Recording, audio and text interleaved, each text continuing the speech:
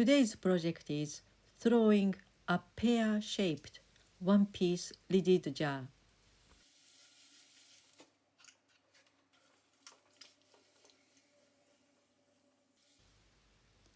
In this video, I'm going to throw a pear-shaped one-piece lidded jar.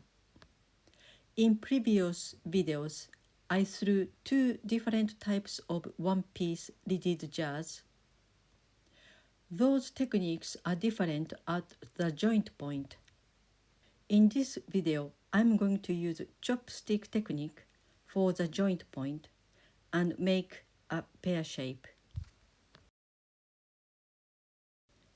I use 600g buff stoneware clay on a small throwing bat. I'm making a cone shape to equalize the density of the clay. The usual theory is that the particles of the clay are disc-shaped, not round. So moving the clay up and down makes the particles align well and makes throwing easier.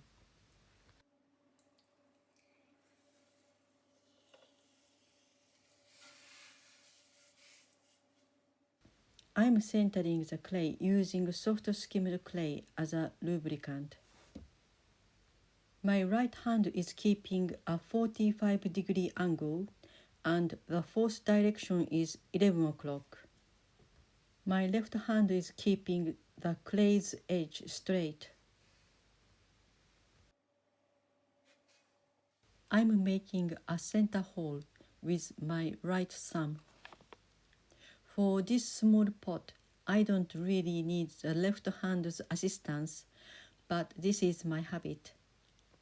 My right thumb goes down and leaves the bottom about 7 mm thick. I then slide outwards to make the center hole wider. I'm compressing the bottom with a wooden spatula to prevent an S-crack. The first stretch. I'm just making the wall straight and uneven thickness at this stage.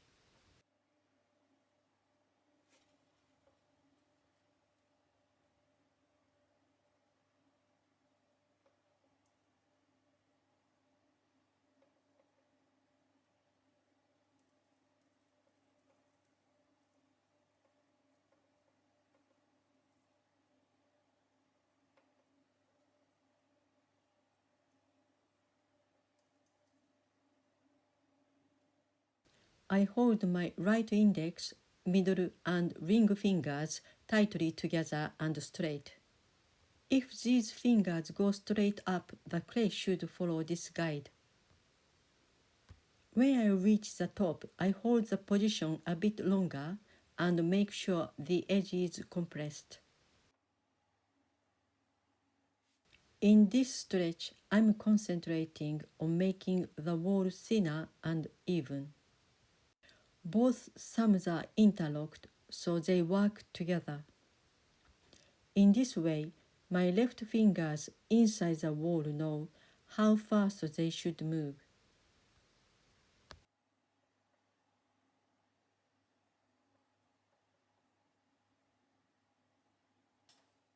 This is my handmade wooden tool, which compresses the internal corner in the right shape.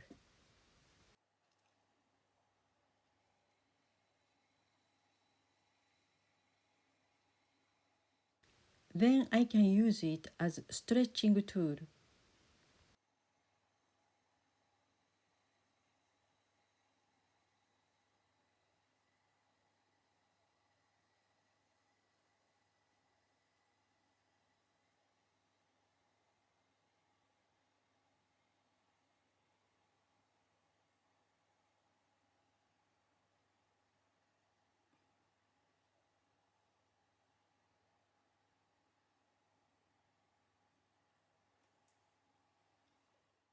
Now I'm going to close the top, so I'm marking a third down that is going to be the start line to squeeze. I make a diamond shape with my hands and squeeze from the line and move upwards. After I repeat the same movement, the top becomes narrower. Then I mark a line where I want it to belly out.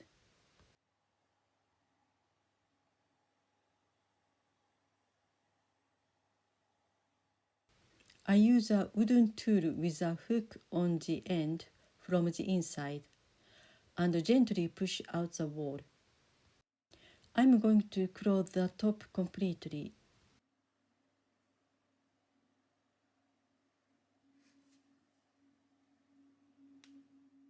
The squeezed clay gets thicker and backwards, so I need to stretch the top a little bit more.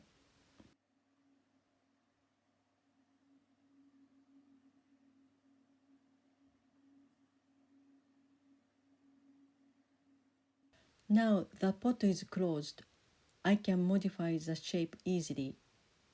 I want to make a pear shape this time.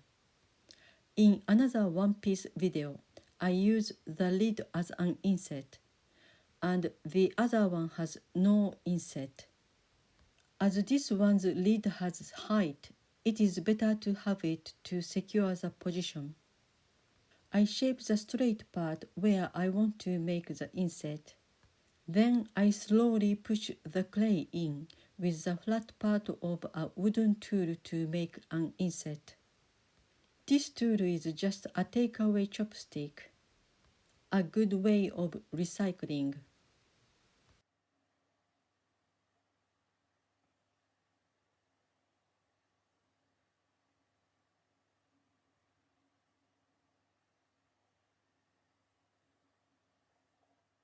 I make a hole for the air vent, otherwise the trapped air inside will make a crack at the weak point when the pot shrinks during the drying process.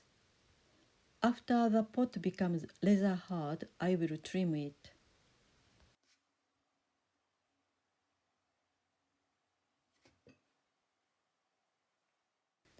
I wet the bottom of the pot a little bit, then attach the pot to the wheel using skimmed clay.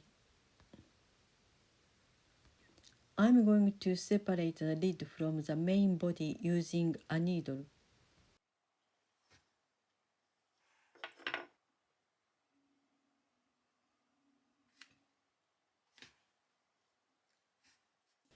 I'm trimming the lid with a small piece of wood.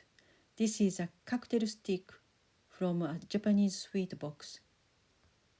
I'm compressing the clay rather than trimming it. This part is already thin, so it is my aim to make it stronger.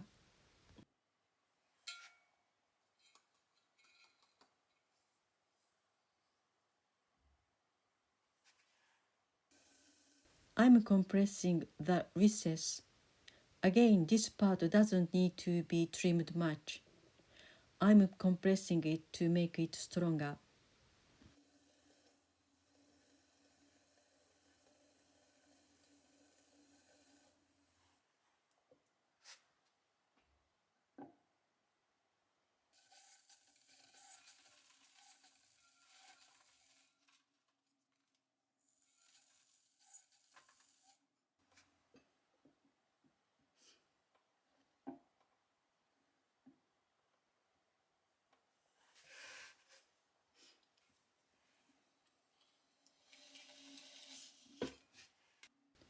The bottom doesn't need much trimming.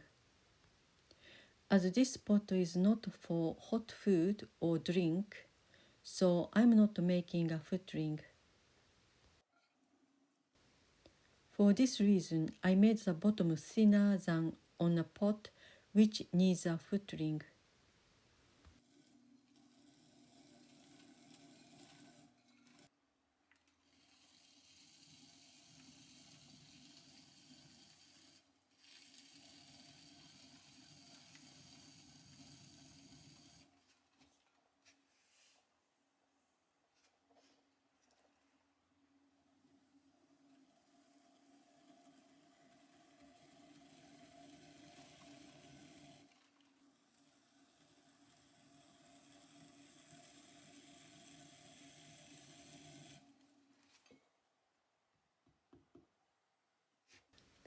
I'm polishing the bottom and keeping the center slightly lower than the edge, so the pot will sit well.